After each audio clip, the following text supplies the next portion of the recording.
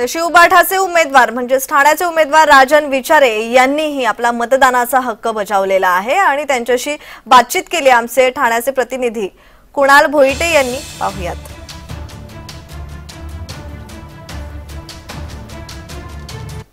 महाविकास आघाडीचे उमेदवार राजनजी विचारे आहेत। सर, शिवसेना विरुद्ध शिवसेना, धर्मवीर आनंद दिघे यांचे दोन शिष्य आमने सामने भिडलेले आहेत। खरा शिष्य कोण, नकली शिष्य कोण, इथपर्यंत लढाई या ठाण्यामध्ये पाहायला मिळाले। आज तुम्ही मतदान केलेले, काय वातावरण दिसतं? मला वाटतं गद्दार हा शिष्य असू शकत नाही, जो निष्ठावंत आहे तो शिष्य असू शकतो। आणि या गद्दारीला थारा नाही, गद्दारीला क्षमा नाही, हे वाक्य दिघे साहेबांचं होतं। आणि त्याप्रमाणे तुम्ही जर बघितलं असेल की खऱ्या अर्थाने ह्या ठाण्यामध्ये दुसऱ्यांदा गद्दारी झालेली आहे आणि नक्कीच या गद्दारीला इथली जनता त्या ठिकाणी त्यांची जागा दाखवली जाईल।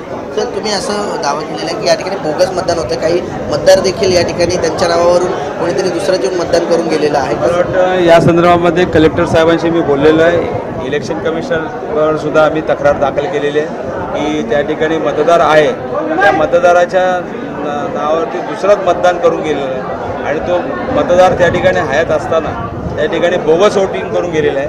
तर त्याला आम्ही विनंती केलेली की 17 नंबरचा फॉर्म भरून घेऊन त्या ठिकाणी त्याला टेंडर वोट टाकण्याचा अधिकार त्या ठिकाणी आहे, त्यामुळे त्याचा मतदानाचा हक्क त्या ठिकाणी त्याला बजावता येणार। तर शेवटचा प्रश्न, त्यांचं असं म्हणणं आहे की MMR रिजनमधले जे काही आजचे मतदान आहे तिथले सगळे महायुतीचे निवडून येतील उमेदवार, असं त्यांचं म्हणणं आहे। महाविकास आघाडीचं काय प्रेडिक्शन असेल? मला वाटतं इंडिया महाविकास आघाडीच्या माध्यमातून या महाराष्ट्रामध्ये आणि देशामध्ये नक्कीच हे सरकार या ठिकाणी स्थापित होईल आणि जनतेला न्याय देणारा असेल, सर्व जाती धर्माच्या लोकांना न्याय देणारा असेल आणि विकासाचं हा असेल।